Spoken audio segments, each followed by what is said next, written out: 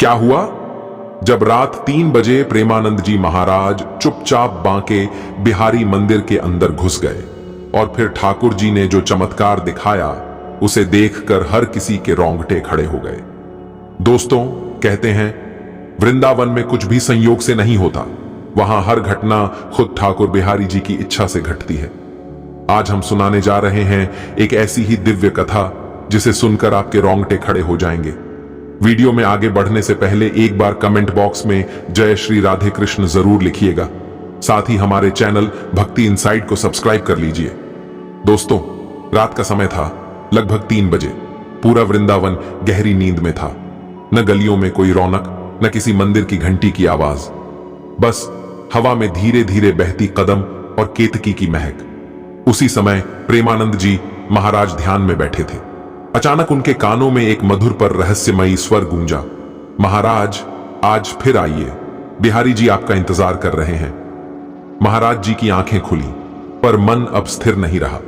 बिना किसी से कुछ कहे वे उठे, चादर ओढ़ी और धीरे धीरे निकल पड़े उसी ओर जहां ठाकुर बिहारी जी का मंदिर था।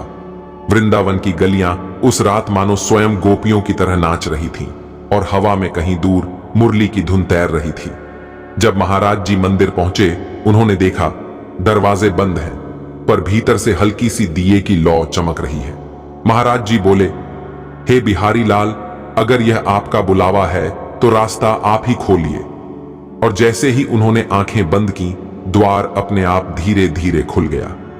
अंदर का दृश्य देख महाराज जी दंग रह गए। मंदिर के बीचों बीच ठाकुर बिहारी जी की मूर्ति से एक दिव्य प्रकाश फैल रहा था और आसपास मोर पंखों की हल्की हल्की कंपन सुनाई दे रही थी, जैसे समस्त ब्रह्मांड उस क्षण में स्थिर हो गया हो। महाराज जी ने दंडवत किया और बोले, प्रभु आज फिर बुलाया क्यों? क्या संदेश है आपके भक्तों के लिए? तभी मूर्ति के पीछे से एक चमकता हुआ दीपक हवा में तैरता हुआ उनके सामने आ गया। उस दीपक से निकलती आवाज आई, महाराज जब संसार अंधकार में डूब जाता है तब किसी एक दीपक को जलना पड़ता है। भक्तों के मन में अब विश्वास कम हो गया है। उन्हें फिर से याद दिलाइए कि मैं आज भी यहां हूं, हर श्वास में, हर नाम में। यह सुनते ही प्रेमानंद जी की आंखों से आंसू बहने लगे।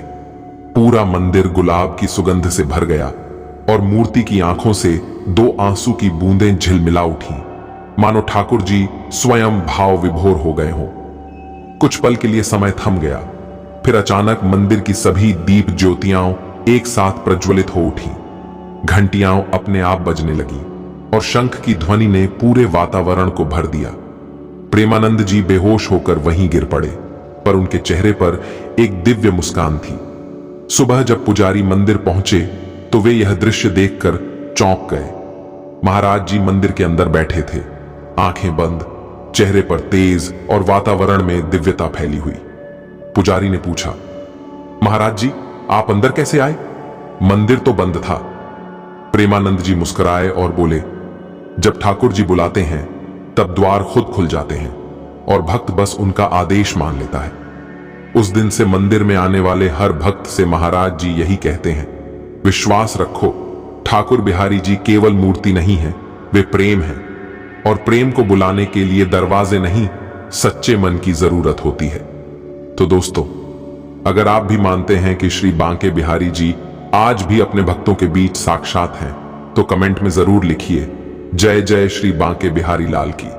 और ऐसे ही भक्ति और चमत्कार से भरे वीडियो देखने के लिए भक्ति इनसाइट चैनल को सब्सक्राइब करना ना भूलें। जय श्री राधे कृष्ण।